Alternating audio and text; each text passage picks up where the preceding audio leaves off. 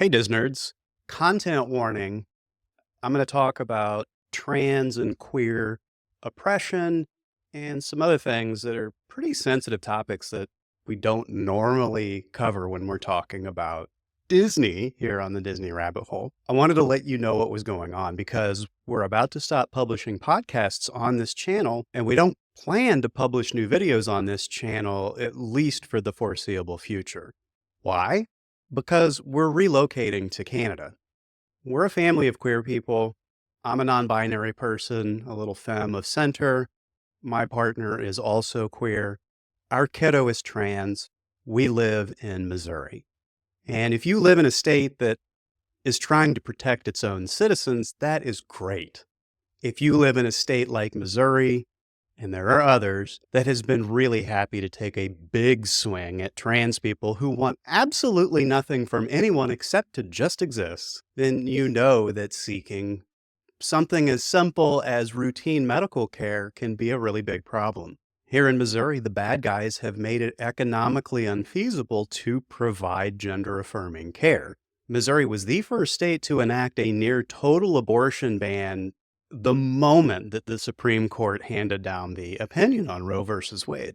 At that time, we knew that it was probably just a matter of time before they started coming after us, trans and queer people. That has indeed happened, and here we are. We find ourselves in a hostile state, in a place that we no longer really feel welcome and no longer really feel safe. In the early days of these discussions about relocation, we talked about moving elsewhere in the United States, perhaps Chicago, maybe somewhere in Vermont. Massachusetts was on the table. We discussed Portland, and all of those places really did sound like pretty good ideas. But as time progressed and the politics became more and more focused on trans people, we realized that we probably were not going to stay in the United States at all. I want to acknowledge right now that we have something that most people do not have, and that's access to money. If you're playing by the book and trying to immigrate to Canada from America, it is very expensive, especially if you enlist help. And enlisting help is highly recommended because without help, it's really hard to get through this process of red tape and paperwork. Lori, my partner, whom you've seen on this channel lots of times, in addition to being an absolutely stunning YouTube host, is a writer, a rather successful one at that. And don't try to look her up, or do, but you probably won't find much because she doesn't write under her own name very often. Through talent, hard work, a lot of luck, and a lot of white privilege, we have ended up where we are today, which is a family that has enough money to enlist the help of attorneys and help us figure out how do we get from Missouri to Canada. The Canadian city that makes the most sense for us and always has made the most sense for us is Toronto. It's a similar time zone, and so for the business that we do, we won't actually have to change much. But it's also just a big city, and it's very diverse. It claims to be the most diverse or one of the most diverse cities in the world. We want to live somewhere where being queer is not just accepted, but celebrated. And in Toronto, from what I have been able to surmise, and I am not a resident of Toronto yet, that place is super queer friendly. This is what I've experienced myself when I've been there, and this is definitely what I've heard from other queer people. And I really do hope that bears out, because it would be really hard to move to Toronto and not be able to find a social support network. I'm going to need friends in Toronto. Do you know anybody in Toronto? Send them my way. We'll hang out, maybe. I really am looking forward to this big change that our family is about to make. And it's exciting to be going to a place that the default is human rights. And as they just fall away here, it's really reassuring to know that we're going somewhere where that hasn't happened yet. In addition to the excitement that I feel about relocating to Toronto, I also feel a lot of guilt and regret. I have been able to establish a social network here that I love very much, and they have been extremely supportive of me, and it's going to be really hard to let that go.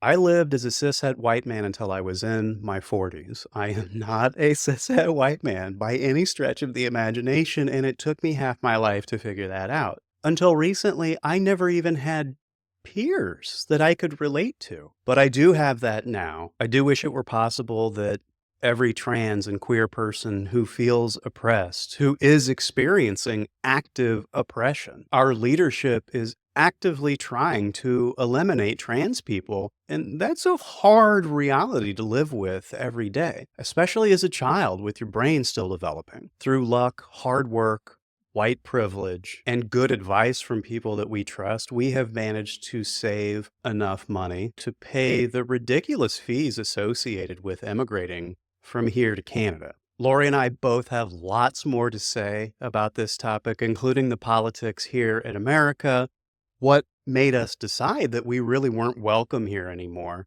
the process of actually immigrating from America to Canada, and all of the hilarious and frustrating stories that go along with that process. It's been crazy how much the politics and tension that's happening right now is affecting the people who are in the process of immigrating. So even though the Disney Rabbit Hole channel is going on hiatus, Lori and I will continue to podcast on a new YouTube channel called Love It or Leaf It.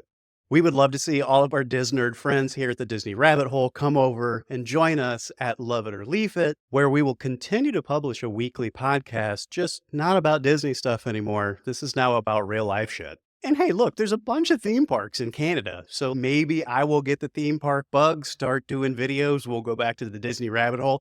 Hell, we might even start a whole new YouTube channel, but I'm definitely getting ahead of myself. For now, let's just stick to Love It or Leaf It, our new podcast. That channel is live. There's no content on it yet, but we do plan to publish the first 6 episodes all at the same time. So we're going to launch with 6 videos, and I'll post a link to that channel in the community section. So if you care, you can come check it out. And I really hope you do, because it's been such a fascinating process so far, and we haven't even moved yet. Thanks for listening to my rant. Y'all are awesome. I hope to see you soon.